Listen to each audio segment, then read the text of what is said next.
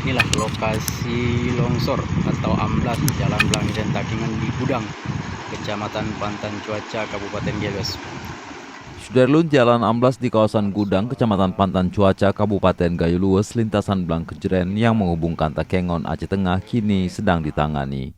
Kerusakan tersebut mengakibatkan ruas jalan Blang Kejeren Takengon nyaris putus.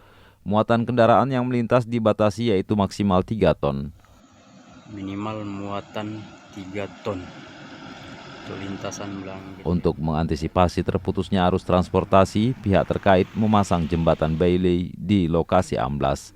Amatan Serambion TV Minggu 21 November 2021, proyek pembangunan penahan longsor yang berada di kawasan Gudang, Kecamatan Pantan Cuaca kini sedang ditangani.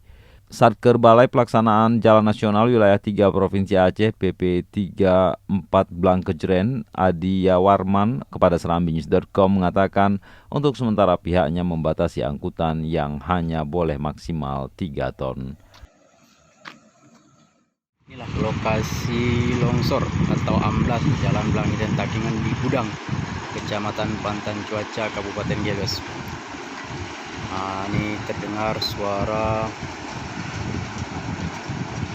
pengecoran untuk proyek penanaman tebing.